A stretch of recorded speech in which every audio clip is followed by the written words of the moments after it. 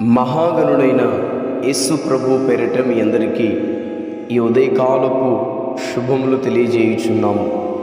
ప్రియులారా, ఈ దినపు యేసయ్య కృపావాక్కు ప్రవక్తయగు హబక్కుకు రాసిన గ్రంథము 3వ అధ్యాయము 2వ వాక్యము.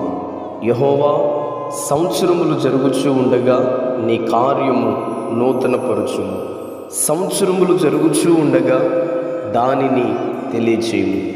ప్రియులరా, ఉదయకాల సమయం దేవుడు తన వాక్కు చేత మనలను బలపరిచి మనలను సరిచేసి తన మహిమ కలిగిన రాకుడుకు ప్రభు మనందరినీ సిద్ధపరచునుగాక.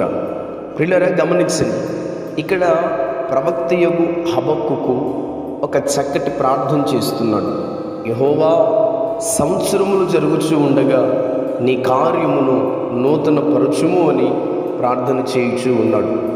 ప్రియులరా, గమనిస్తే సంవత్సరములు జరుగుచూ ఉండగా దేవుడు ఈ దినమందు మన జీవితాలలో తన నూతనమైన కార్యాలతో దేవుడు మనల్ని నడిపిస్తూ ఉంటాడు.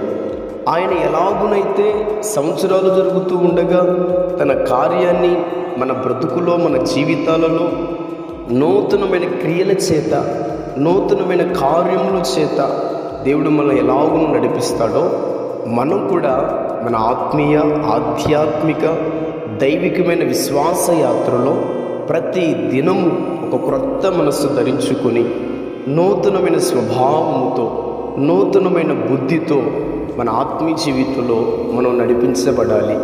మరి ప్రభు మనల్ని ప్రేమించి ఈ నూతన సంవత్సరం అనే మరొక దయా కిరీటాన్ని దేవుడు మనకు ధరింపజేశాడు. ఈ సంవత్సరం అంతా కూడా మన విశ్వాస ఆత్మీయ ఆధ్యాత్మిక జీవితాలలో ప్రతి దినము ఒక క్రొత్త మనస్సుతో నూతనమైన స్వభావమును ధరించుకొని ఇదిగో ప్రభు రాకుడు కొరకు మనం ఆయన పోలికలోకి మార్చబడినట్లుగా ఒక క్రొత్త మనస్సుతో నూతనమైన స్వభావముతో నూతనమైన బుద్ధితో దేవుని ఆత్మ సహాయము ద్వారా మనం ఈ సంవత్సరం అంతయు నడిపించబడుదుముగాక. ఆమేన్.